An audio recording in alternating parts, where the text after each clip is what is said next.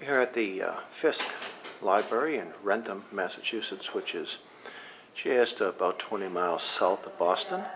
It abuts Foxborough, Massachusetts, and it was the home of former Massachusetts U.S. Senator Scott Brown.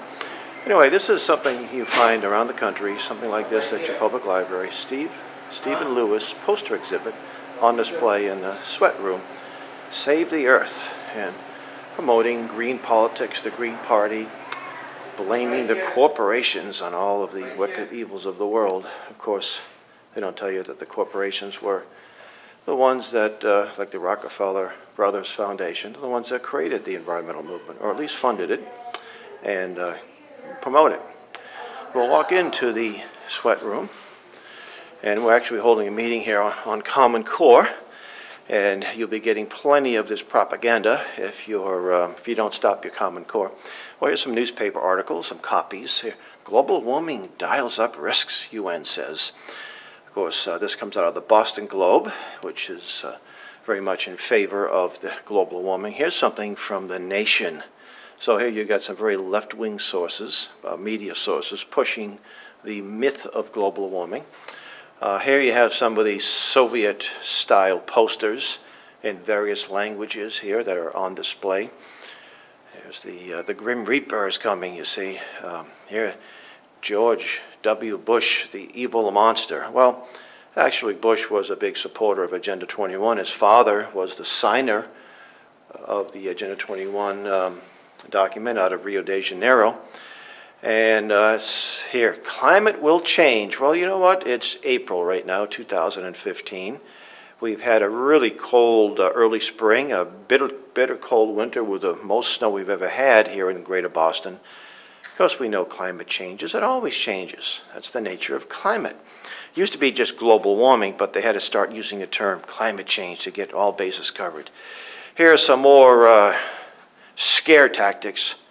Here, you know, the skull and bones, and save the earth, stop polluting. And incidentally, I think it's, you know, being a good steward of the earth that God gave us, of course, is legitimate. But these folks, they have deified the earth here. So it's something that's not unique to the United States, but it's all over the world. Earth Day, New York, April 22nd. Reduce, reuse, recycle. And of course, just a coincidence that the Earth Day was celebrated on the same date that Lenin was born. But now here's one that's interesting.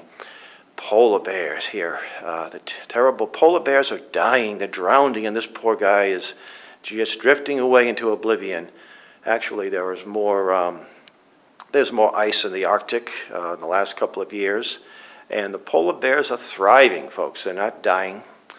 Sierra Club, founded in 1892, and no doubt at one time did a lot of good. But they are one of the powerful NGOs, non-government organizations, that's pushing this agenda, using their nonprofit status and getting money from lots of big foundations and corporations. Here. And see, this is something that we see now. Wrentham is not a green community or a member of ICLEI. You don't really have to be.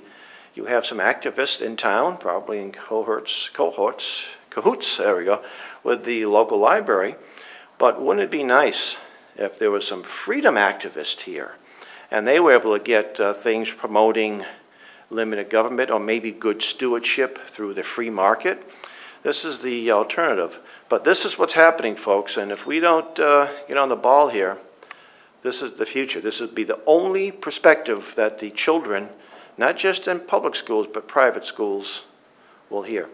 So to learn more about this green agenda, I recommend going to the John Birch Society's website, jbs.org, or you can go to the Facebook page on the John Birch Society. Also, Stop UN Agenda 21 on Facebook, lots of updated information.